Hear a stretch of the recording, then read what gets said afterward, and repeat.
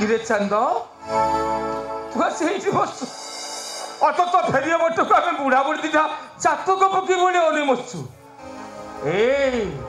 आम पुनिगर सब भल तो समस्या सब भल ए आस आस टे थकी पड़ी से बस पड़े ए मालती मालती अरे करे गलो देखि बस आम चंद फेरी आसिलानी हाँ आम पुनिगर चंद फेरी आसिलानी ए चंद अरे मु तो से माने को जानि जो करे बेसी किछि देई नथिले से माने से बहुत किछि कहू नथिले तो मोसा ए से मान तो एठी कोन किछि पाइबा आसरे झियो नथिले कि तो कोइ थाते काई तमने आम झियो से करे खुशी रहउछि तो अरे चंद मासी से नहीं सिलोसी ये चंद चतुर्थी कामटा ताकर भलरे भलरे हे गेला तो हल मौसी सब भलरे भलरे हे गेला जा मु कोन कहउतले कि ए माने कथा कोन कि ज्वाई बाबू आम कथा के पचार नथिले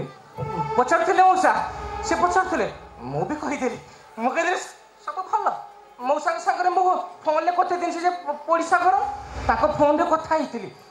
मौसा मौसी सब भल रहछथि मौसा गोटे कथा जानिछ कोन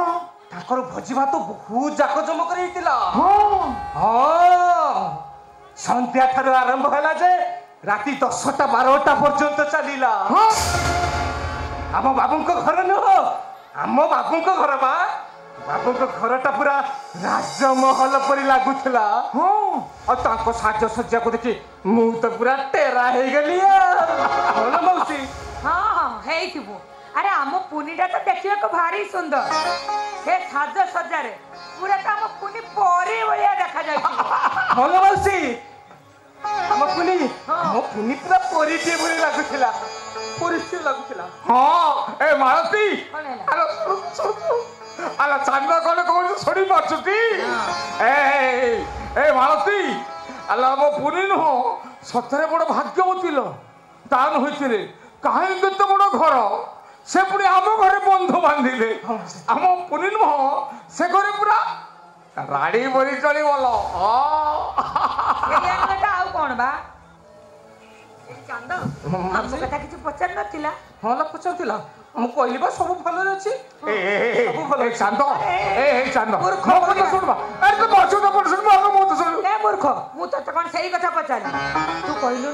अरे से जुआई बाबू मु तो प्रथम करी देखिला ता से तो केबे कथा हेइनी कि मिसी नाही कि देखि नाही से त जुआई बाबू ताकू केमिति लागिले से कोन तते किछ कहैनी अले से कथा परे कही तू आगे सुन अले मु काल ता पखर कथा भी बोली जाईथिली अले ता पखर खाली माई पिपिला गुडा को घेरी के अछंती हां ताकू उपहार बढ़ी दउचंती हां ता पखर उपहार रखी लबा पई सिला तार फुर्सत थिले और ता सो तो कथा आइथंती केमिति ए चांदो अरे जयनू को नाम कथा किछि पचार नथले माने मोर कहबा कथा कि आम भल मंद कथा किछि पचार नथले हां पचार थिले आ से मते बहुत सम्मान दे कथा हेले मौसा हां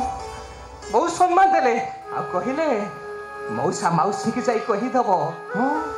ताको पुनी कथा से आदु भी चिंता करिबे रे हे ठाकुर पुनीटा तांकर एठी राजो रानी हेई रहिबो हां राजो रानी हेई रहिबो चांद अरे आज सकाळे आसला बेले आम पुनी संगे कोन तो देखा हेइनी देखा हेइला मौसा देखा करी कोन कहला मो मौसा मौसी मो बापा माँ जे कि तोर मौसा मौसी से आज ठार तो बापा माँ से माने तोते लागिले लो चांद भाई आउ मौसे ता स्वामी कथा बहुत किछि कहउतिला हां कहउतिला ताको आचार व्यवहार एते सुंदर जे एते मर्यादा जे ताकू जेमती लागुतिला से को देवतांको पाखरे जाई पहुंची जाईची ताको आदु भी लागु नथुला से बाप घर जाई सासू घरे रहिची बोली सतरे मौसा हम पुनी लो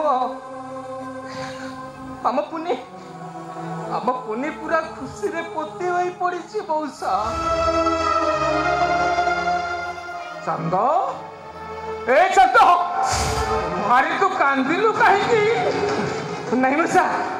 पुनिया टिके आखा कर नाची गला तो ता सुख कथा चिंता कर गुरु टिके कांदी पकेली ए कांद तू मिछ कहूची लुचेवा को चेष्टा करछु आलो मिछ कहिबे काई आलो तू तो ता ससुर घर को जाई से ताको लोक मानक सहित भी मिसिचु कथा बार्ता भी हेचु आलो तांकर कोन अभाव अछि जे मु तो मन को लुचै थांती नहीं नहीं तू मिछ कहूछु सत कहत तू काई का आलो मु सत तो कहूची नहीं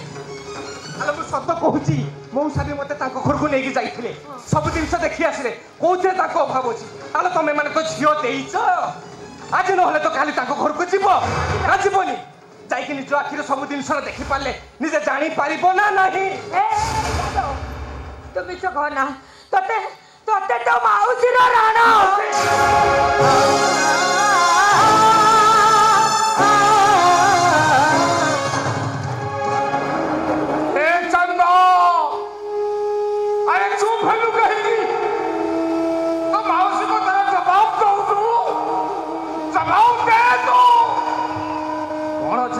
मौसा राण पकई दे जते बेले सत कथाटा जानिबा को चाहुच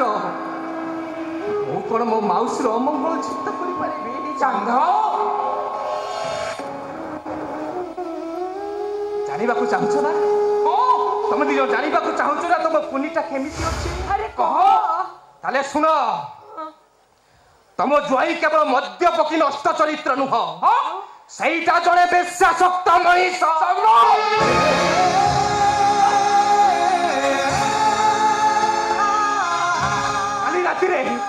काली राति से हम पुनी को मारधर करी घरे नथिले माउसी अरे कुआरे जाइथिले सेही बेश्या को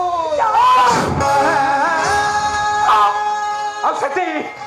सेठी से मते मारधर कले पैसा भी थामले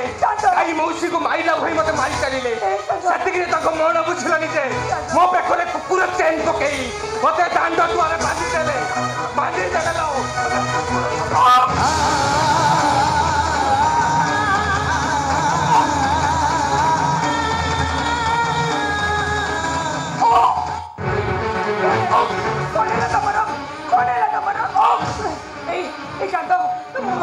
डॉक्टर का नहीं जीवा चल तब देह कोने जाउची ए तबर के क्या बने तब जो चलो डॉक्टर का नहीं जीवा